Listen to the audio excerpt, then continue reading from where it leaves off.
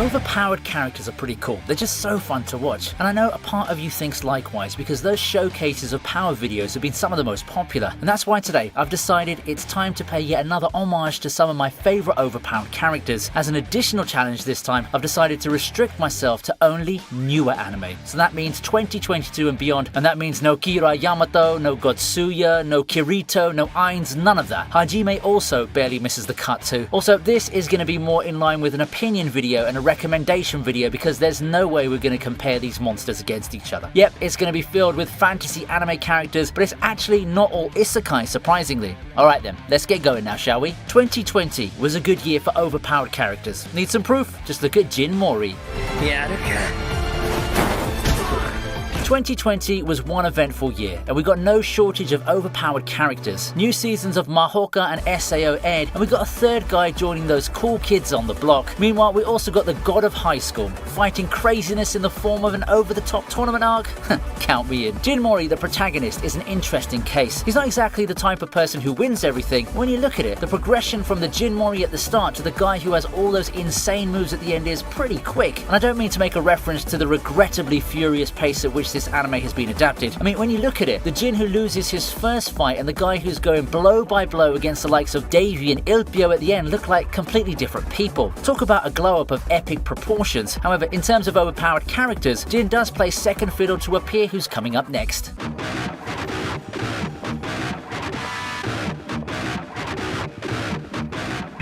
So among the three big webtoon adaptations of 2020, Noblesse probably got the least traction of all of them. It's quite a surprise actually, considering it's such a popular title. But then again, it's pretty hard to follow both Tower of God and God of High School, so it seems that not as many people got to enjoy seeing how overpowered Rai really was. Well, there's a reason why he's called the Noblesse. It's a title reserved for the strongest amongst the noble vampires. You only have to look at the wiki entry and look at how much he can do. He's pretty much a noble on steroids in terms of power, and he's got a couple of chances to prove his worth in the series. For me, one of the most notable moments was the one fight against the clan leaders in the show's finale, a moment I enjoyed enough to include in one of my power showcase videos. In the end though, I felt that having Rai on the list is only preparing everyone for the next entry, a suspiciously similar character, but this time from Japanese media.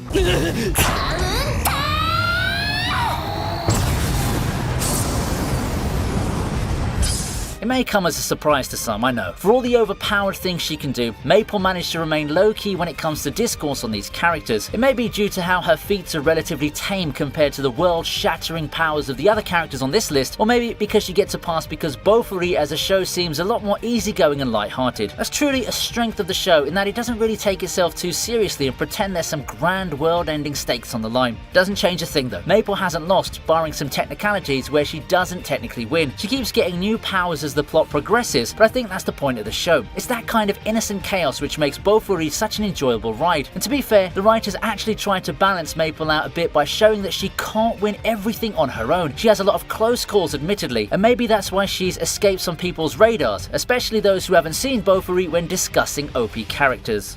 Kanpai! Kanpai! Why not continue with another girl now? I give to you Azusa. すべてを凍てつかせよ!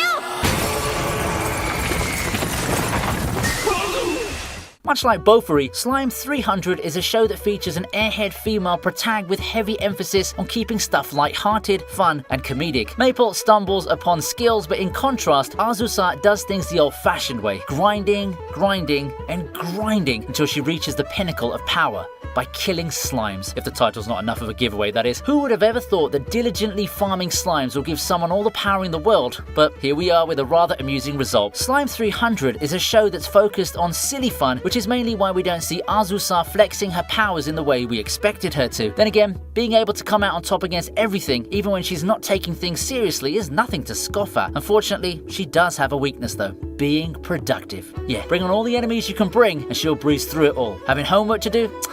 You can forget that. すべてを凍てつかせよ!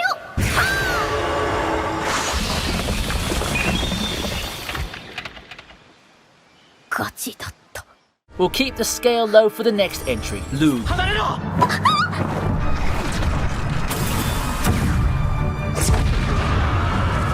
Lug's an interesting case. As an isekai hero, he differentiates himself from the typical one by being a grizzled, hardened assassin in his life on Earth. Yeah, he's not the plain salaryman otaku type that people have come to expect from the genre. He's someone chosen by the goddess for his skill in life, and with a mission to defeat the previous hero, it would take the best of the best to accomplish it. But while he doesn't have any extraordinary powers that would blow people away, no big time flexing to the likes of what we've come to know from these overpowered characters, though he does use his experience in life to great degree. Yeah, there's some magic in play, but at least he's not the type to use that magic to drop meteors and such. Personally, I like Lug for it. Assassin Aristocrat, as people have called the show due to its insanely long name, was one of my seasonal favourites back then due to how it slightly subverts the usual isekai overpowered hero tropes, yet doesn't completely deviate from them to be its own thing. Oh, and I'm always a sucker for cool, calm and collected heroes too. ただ死ね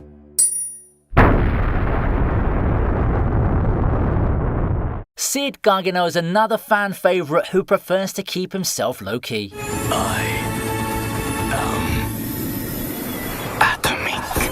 Keeping himself low-key and manipulating the world behind the scenes has been Sid's entire gimmick. It's his desire realised in this fantasy world of his, but that doesn't mean that he can't throw it down if he has to. In fact, Eminence in Shadow wastes no time in showing us how powerful he is, and he really does carry a cool flair to come along with it. From his get-up to his feats, Sid is a lot of teenage boys' dream character. Edgy, cool, and just someone for teens to admire. When he gets put in a fantasy world, forget about it. Insanely good fighting skills, the uncanny ability to be above everything and take everything in his stride, and in case anyone forgets, the guy is literally atomic, taking nukes to another level, and it's nothing short of insane. Eminence in Shadow is a fun watch. I admit it's probably not for everyone, but if you do fall in its target demographic, which I do, it's one of the most entertaining shows to watch in the season. Atomic.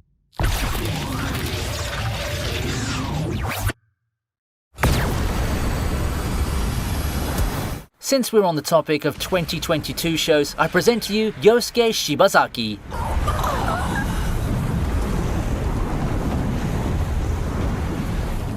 Writing this part makes me a little sad for Isekai Oji-san again. It's probably one of the more unfortunate anime out there ever since the big delay wave of 2022. It just can't seem to get a break, getting delays left and right, which is a crying shame, you know, because its protagonist is one of the most fun things to come out of 2022. And as I said about Assassin Aristocrat, Isekai Oji-san also gives the isekai genre a unique twist by having Yosuke exhibit his powers in the real world, and it's wild. Yeah, a lot of the show's presented in recap form, seeing as the premise is about a guy who finished his adventures in another world. From flashbacks, we've seen crazy stuff like him taking down entire enemy hordes in one blow, or the insane magic that he can do. But to see powers like that being done in real life, flying around, freezing people and all of that, it's all good stuff. Isekai Oji-san has been a sleeper hit for me, and its success, in my opinion, is largely due to the premise and how the story just decides to roll with the craziness.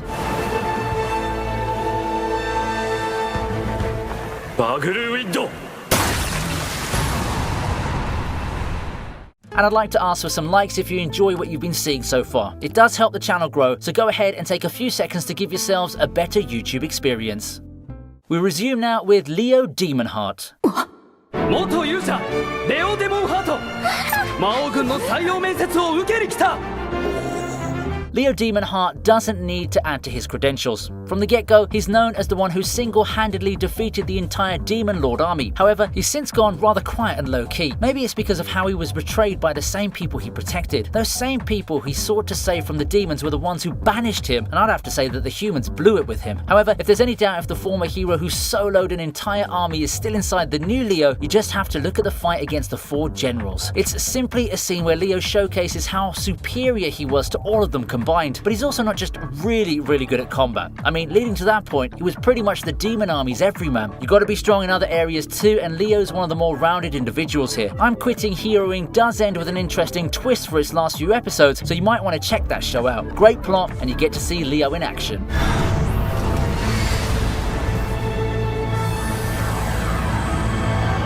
You guessed it, it's Arnos' turn.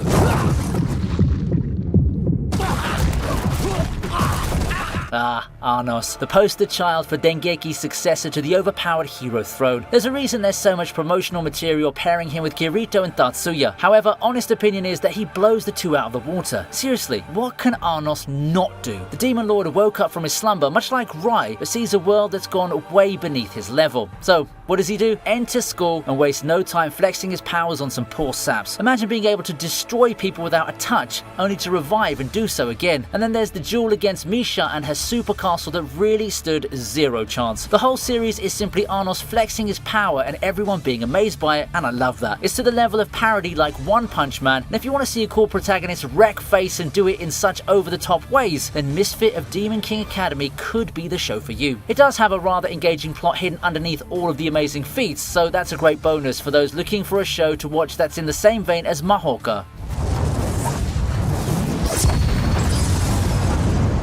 Last but not least, we have Wang Ling.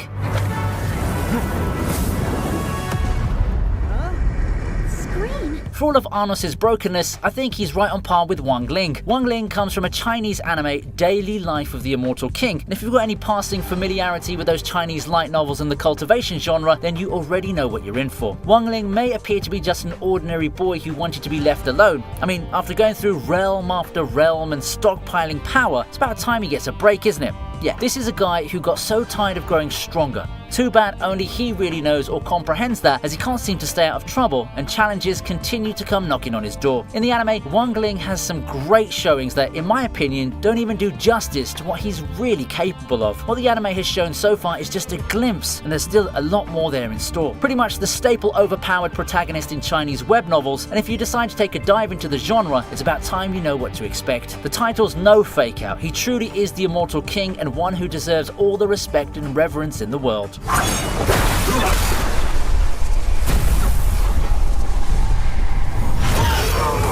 And that, my friend, is my list of some of the most overpowered anime characters from the years 2022 to the present. Surely there are more of them, so it's up to you to introduce me to them. So that's it for today. Thank you for watching, and once again, I'd love to see you back for the next one. We have a lot more exciting videos coming up, so please stay tuned. See you next time.